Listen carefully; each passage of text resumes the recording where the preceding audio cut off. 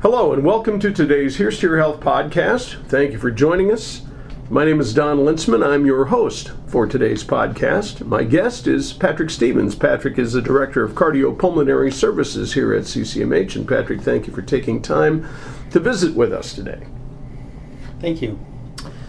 Patrick, we're going to talk about Restless Leg Syndrome, and people probably are aware of what this is, but maybe we should define that a little bit. What really is Restless Leg Syndrome? Basically, Restless Leg Syndrome is you get sensations in your legs where the relief from the uncomfortable sensation or the uncontrollable urge is to move your legs. So you'll notice people with restless leg, they'll sit and they can't keep their legs still because it's just uncomfortable.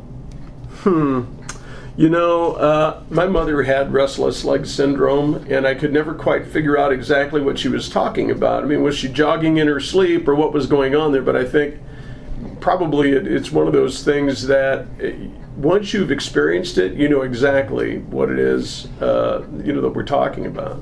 Yeah, well, with restless legs, it's basically an urge to move your legs. It can be a sensation of a creepy skin or a stretching or a pulling feeling. Sometimes it's expressed as pain. It hurts, and so they have to move their legs. But anything where you have the urge to move your legs and it's relieved by moving your legs. And we talked about this before we started recording today. You know, the thing that's always interesting to me is that we talk about restless leg syndrome, but there's probably not any one cause for it, but it just develops over time. It does develop over time usually, but it can strike younger people too. With some women who are pregnant, for some reason, they tend to be a little more susceptible to it. As far as causation, right now they don't have anything pinned down to say this is what causes it, but they're looking at an imbalance of dopamine in the brain and in the nervous system. I'm Don Lintzman, your host for Here's to Your Health podcast. Thank you for joining us today. Patrick Stevens is our guest, Director of Cardiopulmonary Services. We're talking about Restless Leg Syndrome. And I'm going to guess, Patrick, when you said that it could strike younger people, that the majority of folks who suffer from this are older, like me. Yeah. Yes. Yeah. In general, it is older people, and it does get worse with age. So at least you're telling me I've got something to look forward to. Yeah, I guess. Well, one of the things that I think about when it comes to things like restless leg syndrome is, how do my other health conditions affect that? Does it cause it? Does it make it worse? As far as causation, we don't have a causation relationship, but we do have a correlation relationship. Restless leg is actually often classified as a sleep issue, a sleep deficit, because it happens a lot of times during the night, so you don't get decent sleep.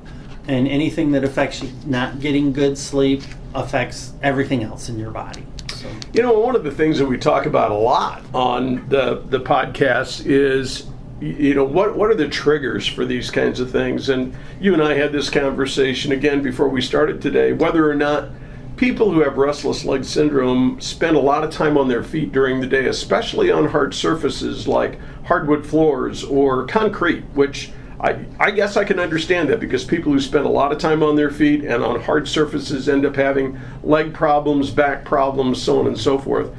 So you talk about correlation, and correlation is not causation, so those kind of two things don't go together. But is there any school of thought that spending time on your feet, on hard surfaces every day might contribute to this?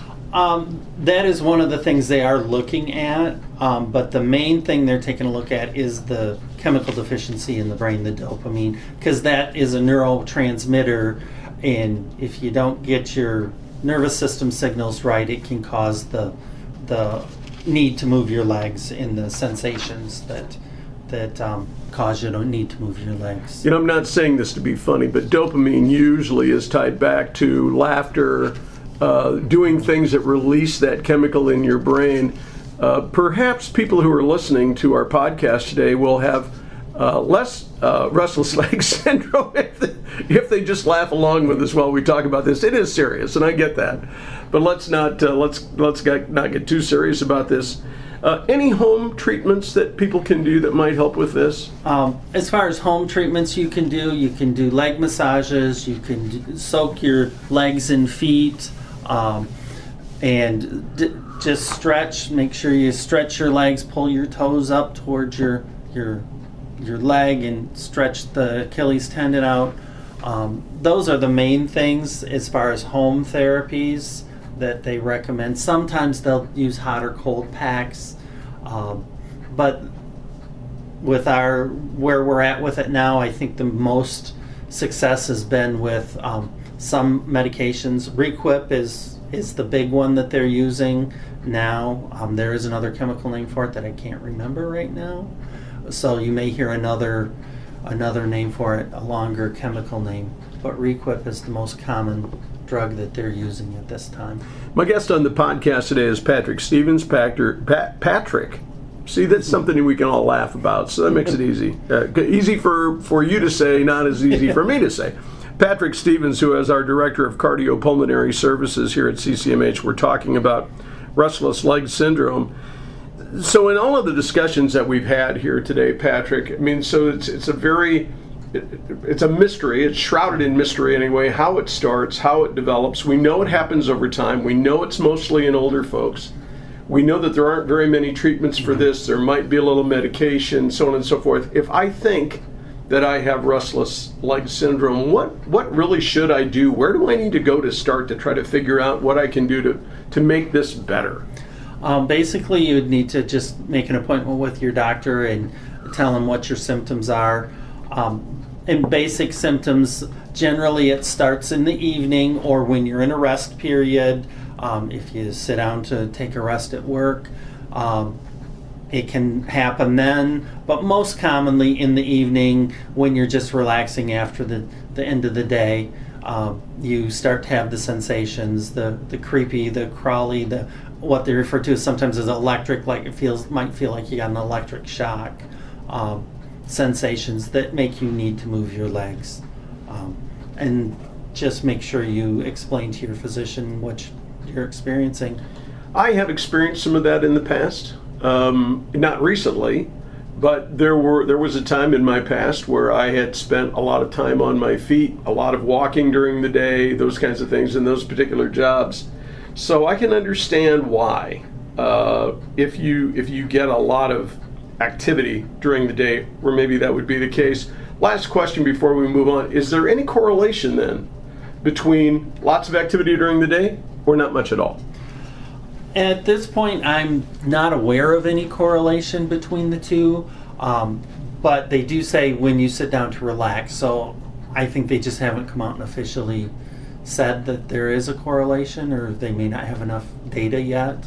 But if it happens when you're relaxing, I would think that would be related to the activity during the day.